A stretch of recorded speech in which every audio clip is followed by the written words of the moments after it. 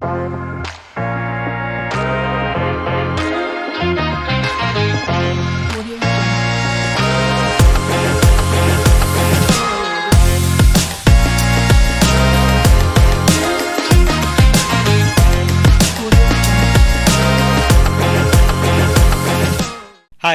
welcome to Prime Business Network. This is Ryan Vaz, founder director of Infinite 3D, and we are with a Prime team running this show called Start Young, Dream Big. We are running this program to inspire young students to get motivated by people who are already into business, though they are still studying. With us today, we have a team of three people who are innovating or creating a product that is useful for translating languages. It's a company called VoiceBridge, established incubated at SIBA. These are students from AITD, and they are here with us to share their journey of a product idea which they are now going to be taking into the market. So we have with us Yash, Aryan, and Sadiccha, and I welcome them. Welcome, Yash. Yeah. Yes, before we go ahead, can we tell the audience what is your concept all about and how did you come about it? So I was actually watching the news one day and seeing all the conflicts happening because of different languages and different communities going about their lives and colliding with each other. I just wanted to make something to ease these frictions, like between two different communities, like the language was all happening and all the politicizing of these things. So what we are doing here is making a translation device which promotes natural conversation, like not with something that's more expensive, can't be handled by this general public. We are doing something which is already existing and just improving upon it, like normal Bluetooth headsets. We're just using them and giving a translation twist to it. So even a person who doesn't know much about technology can wear this, go about their life, like hear normal music on it, go about like making normal phone calls and also translate through it, like make natural conversations. It's bilingual natural language translator.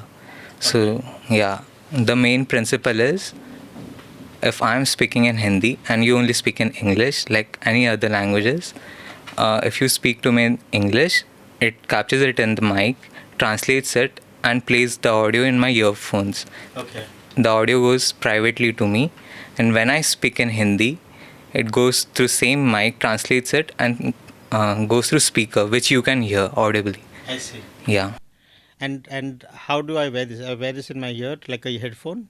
No, it's a neckband translator, so it sits on your neck area. On the yeah. neck. Okay. And there's a earphone, and there's small speaker in that device only. So that speaker will be speaking in a translated language, if I get this right. And what's the time like? I mean, how soon does this happen? Is it happen in real time? It takes 3 seconds, which is acceptable. Like we are using official Google APIs and all. Yes. So the translations are guaranteed. Like they have an assurance of going through this confirmed. Like there will be assured translations. Okay. Nothing will be left out, and it has 3 seconds delay or something like that. Yeah, and we are working on going all offline also, so it will reduce the delay over 1 or 2 seconds only. So generally, if I would have thought of a translation app, I would have been shooting my own idea down, saying that there is Google, there is so many other softwares, there is a government's Bhashani app that has come up. Why do I need to come up with a new product? And yet you have come up with a new product. What gives you that kick? What gives you that confidence that this is really a product that we should take to the market? So our competitors like Samsung and other products, they're all about 10,000 rupees, and to use it you have to take one translator, use it yourself, and give one to the partner. It does simultaneous translations, but our product, our MVP is only one user needs to use it. Like if I am a tourist, I'm going to a bus stand asking for specific buses and all. Only I need to use it. I don't need to give my one earpiece to someone else and trust him that he won't take it and leave. like Bhagya and all. Yeah. So I have that assurance that my translator, my product will be with me always. Yeah. Yes. So safety is there, and you're sure that your product will be with you. You're wearing it, so you start getting familiarized with it, comfortable with it. Now, this product will be only used for translations, or you think that you can also have dual use of as a Bluetooth for attending calls and for listening to music? So that's the thing. It's a versatile device. It can handle Bluetooth music. It can handle gameplay stuff. All the youth are doing, and then it can also handle calls and everything. Nice, very nice. And what do you think would be the price point for this? I know you have not yet launched the product, and I'm also sure that the costing is still underway. But where do you think the pricing would be like? So we are hoping to make it super affordable for general public also. We have seen our competitors like normal Bluetooth headsets. Right. They are going about 2,000, 2,500, 3,000. We are going for similar pricing ranges like 2,500 only. Very good. So, have you worked with different partners, or have you considered selling this concept to a giant like Samsung or somebody? We are hoping to not sell our product entirely, to keep it super affordable for general public too. Like if we sell our idea, who knows how much the price increase they will keep. So to keep it simple and easy, we are going, I hope it's just a partnership even if it happens, and we have all the rights to make pricing decisions. Have you all worked on patent? We will be patenting the PCB, what we will be inventing. Okay. So then you will have exclusive rights to it. So if you and your team were to tell something to youngsters who have these ideas in mind, what would you tell them? I would just tell them to keep it simple. Watch the news. Who knows, your opportunity might be there. You can just observe things, what are happening, what solutions come into your mind. Just keep working on it. Right. Actually, that's a very interesting thing that Yash points out, that opportunities are anywhere. You can probably get it in the news. You can get it as you're roaming around, right? And a challenge for somebody is an opportunity for somebody else. And this is what Yash, Aryan and Sadiccha have done. They have turned somebody's challenge into an opportunity for themselves. Excellent, Yash. Let's start talking to Aryan and see what he has to say about. Okay, hi Aryan. Welcome to this show along with Yash and Sadiccha, where we are talking about your product, and it's very interesting when Yash was telling us about how he created and thought about this product. Now you have been part of this journey, I believe, right from the beginning. Am I right? And I've also been given to understand that you are the one who is putting into action the vision of Yash. So tell me about how do you get an idea like this into a physical product? Okay, so first we started with seeing what all possible microcontrollers can we use for the Bluetooth translator. Yes. So then first we searched through the internet, all these things. Our main concern was Bluetooth mic translation. So when you take the audio signal from your mic and send it to your phone, it needs a HPF protocol. Okay. So most of the microcontrollers don't support that. So that was our first problem. So we ended up with using ESP32, and after that we use the digital audio amplifiers and digital mic. So we started with that. So what it does is it takes the audio signal, it stores in the... So I hope you're not going to be giving out all your secrets today. Sure, no? All right. And without giving out all your secrets, in a very simple way, without telling the audience who are trying to copy your idea, or somebody else who's trying to copy your idea, what is it all about? So what it does is it takes the audio signal, sends it to ESP32, then it stores it, and then sends to phone. Okay, and all this happens in just 3 seconds. Yes. Wow. Wow. And how much testing do you need to do to make sure that this thing works? So now we have started testing it. First, we thought to use normal Google API text to speech. It was giving good results.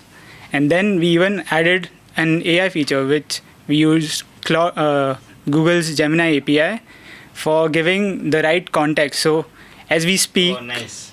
yeah, so as we speak, it's like in Marathi, Telugu, it's not always the proper sentence. Proper sequence of words. Yes. So what it does is it takes the audio, it translates to speech, and it sees the whole thing, and then changes it into the other language. Nice, nice. So that means you'll have actually been doing a lot of research into developing this product. What do you think? Where do you think is the best market for this? So this is like the best market for this is like people who go out for work, and like especially those people who like are from Goa, wants to go to Pune, and they don't know Marathi. Right. So what they'll do is go there and try speaking English or something, and the auto rickshaw guy will like, "Idhar Marathi chahiye." So the best suitable product is. Yeah, and he'll say that in Marathi, not in Hindi. Yeah. So, and you have a bigger challenge when you go down south. Yeah. Yes. So everywhere that you go, your product has got opportunities. Where, if you want to talk, see how much technical strength do you need to have a product like this? I mean, I'll say you need to like have above average understanding of electronics and all to get those audio signals right. Right. Yeah. So you're basically an electronics background. No, I'm from computer engineering. Okay. My friend Yash Okay. is the electronics guy. Okay. So we both work together and have built the hardware. So do you take help from other people? Is there anyone who mentors you, advises you on what you should do and how you should take this project up, or you'll do it completely on your own? We have done it completely on our own. Okay, so you know this is our AI generation. So sometimes when we are stuck, we take help of Claude and ChatGPT. No, so very good. That's something that you know, a lot of people, a lot more people should be using. We've had other guys come in on the show and tell about the same thing of how they've used technology to their benefit, and that's a good thing that you are doing. Where do you see your product in the next year or so? So if the product hits hard on the market, so it'll be booming, and I'll say that mostly everyone will buy the product. Yeah, to put it into context, I've been to Uzbekistan, and a lot of people there, actually most of the people there don't understand English at all. I mean, as far as, and for us, it was a big challenge talking to them. So I think, you know, a product like this would be useful for me also, and for many people like me who are traveling to countries where English has still not percolated. You mentioned that when the product hits the market hard. So what's your strategy? Or I believe you have a team member who is waiting to tell us the strategy of hitting the market hard. Yes, we have our partner Sadiccha over here. We'll talk about all the marketing. Excellent, excellent. So let's get Sadiccha on board and see what is it that, or rather, how she's going to hit the market. Yeah, hi Sadiccha, welcome to this show. Yash and Aryan have been talking about their product, but you know, I've been talking to a lot of people who are creators. They've created wonderful products, but if the product, however wonderful if it may be, it is not what do you call that, known to the people, it's useless. How do you then plan to take this product out to the masses and, as Aryan said, hit the market hard? Okay, so our main strategy of marketing is basically for students, first of all, who go study abroad, like specifically countries like Germany, where many people go on scholarships. Yes. It is difficult as there is language barrier. Secondly would be locals. and main would be tourists, because as you said, people in the south, it is like a very hard barrier for people to speak and communicate. So mainly focusing on tourists and students and even MNCs. Okay, so like basically companies in Europe and all. So it will be helpful for them. So how did you become part of this team?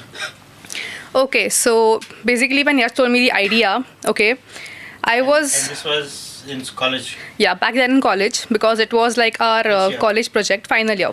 Ah. Yeah. So the idea basically, I actually liked it, and I was like, I'm helping you in it because it really sounds good, and it will, if the product starts, like when you start selling it, it will be helpful and it will boom the industry for sure, because even our pricing compared to the other brands like Samsung, then there are other brands in the UK and in the US. There is a brand called Minamo, which is a UK brand. They sell their products for around 10,000 and above. That is, our product is starting from 2,500. So that is like a plus point for us. Very good. And you've done the way that you're pulling out names, it means that you have done your study. So where do you see the biggest threat to your product coming from? As of now, I don't see any threat coming, okay. Maybe in the next 2 months when our product is, we start selling it, we start advertising about it, maybe then we can think about it. But as of now, because of the pricing point and everything, I don't think any threats. Okay. Among your friends, okay, do people make fun of you, laugh at what are you guys doing, why you are sitting on this? Come chill out with us. Does that happen, or people are very supportive? What do you think happens? Okay, so it's usually 50-50, because sometimes people who asked us what is your idea, we told them. So it was like, what is in this? It's very basic. There are many translators, but we know that it is something different from what they are thinking and what the normal product is. So I am very confident about my product. Very good. So again, what about the other team, the group of people that are supporting you? They are always supporting us. They are like, okay, you all make the product. Okay, we will support you in it. And they know that our product is good because we have already made our model. They have seen it. They have seen I see. So the prototype has been made, tried and tested. Where has your biggest hurdle come from when you are starting this concept, starting this idea? What, about a year back? Yes. Yeah. So where did your biggest hurdle come from? So the biggest hurdle was product sourcing. Okay, because first we tried going to local vendors in Goa as well as outside in Gujarat and all. The local vendors, the pricing was a little too tacky. It was like 5,000 and above. So we searched for websites online, okay, mainly from China and all those websites. We got the products for quite cheaper prices. So that was the main hurdle we got. But once we got the products and everything, then it was completely perfect. We started working on a model. Now, this is like, I would like to, take your advice to advise youngsters. What if they have a product idea like this? Now, yours is a technology product. If they have a technology product like this, number one, I think the biggest question they would have is, how do I create this product? Which Aryan has explained to us. Another question that they would have is, to create this, to buy all these parts, I need the funds to develop this prototype. Where do I get these funds from? And then once I get this, then who will help me to sell these products? So in all these phases, what would be your take? How would you advise them? Okay, so first of all, if you all have an idea in mind, just don't keep it in your mind. Go out, reach out to if you're in college, reach out to your professors. Okay, they will always guide you. Once your product is ready, reach out to investors, reach out to, like there is BNI currently in Goa. You can contact them. They will of course help you. Right. So that would be my suggestion to them. So you're saying to reach out to people, talk about your product. That is very important in today's generation. You need to reach out. Whom should they talk to? Because I've heard, in my experience, when they talk to peers, like you yourself said, they will mainly discourage and say, "Yaar, what's so khas about this? Leave this." So then, what kind of people should they speak to? So as I said, you should reach out to people who own a startup. Okay, people who are investors. Okay, you can find an angel investor for yourself. That would be helpful. So instead of telling your own peers, you go to professors, you go to investors. So think wisely and talk about it.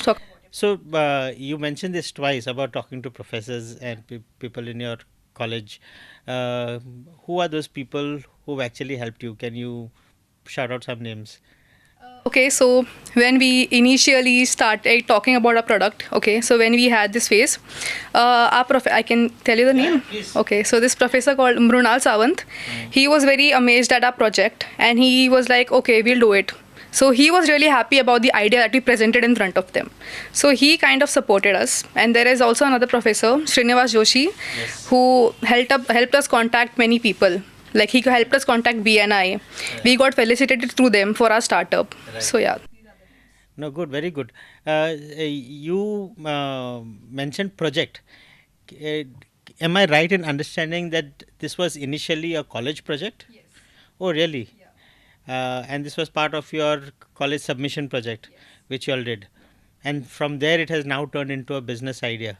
How many of your friends' project ideas have like this turned into a business idea? I think some have turned out. Okay, there is a friend of mine. He has turned this into a startup also now. Or registered startup? Yeah, registered startup. And he's also working on something into e-commerce now. Okay. So there are a few people, not all of them. So who have turned their college project ideas into a startup. Brilliant. This is something very interesting that any college who has projects for their final year students could use this as a base to allow them to turn this into a business idea. And I think this is something that they have to understand right from the beginning, that the why of the project is not to get marks, it's not for academics, it's not just for academics, but it's probably an opportunity for you to turn this into a successful business idea. Any advice for the young ladies in your circle? Okay, so basically, I'm a person who's very curious about things. If I like something, I work onto it, and we have worked very hard on this project. Okay, we have worked day and night to make it a successful startup. So I would just tell them, if you all have something in mind, if you all have an idea, go work onto it. Just don't think about it. Expand your ideas, meet new people, grow your project, grow your idea, and then you will obviously succeed. Brilliant, brilliant. So it was a very nice chatting with Yash, Aryan, and Sadiccha on this project, which started off as a college project, and today is a potential startup, and hopefully you all will be a unicorn also from Goa. It will be a very proud thing for us if we can connect you to people that can help you further. We will be happy to do so. But in the meanwhile, I hope you have been listening in carefully and impressed with what these youngsters have been doing, and I hope that you will be motivated to do something just like this. Thank you very much. Thank you, Yash, Sadiccha, and Aryan, for coming onto this show. We are glad to be here. Thank you.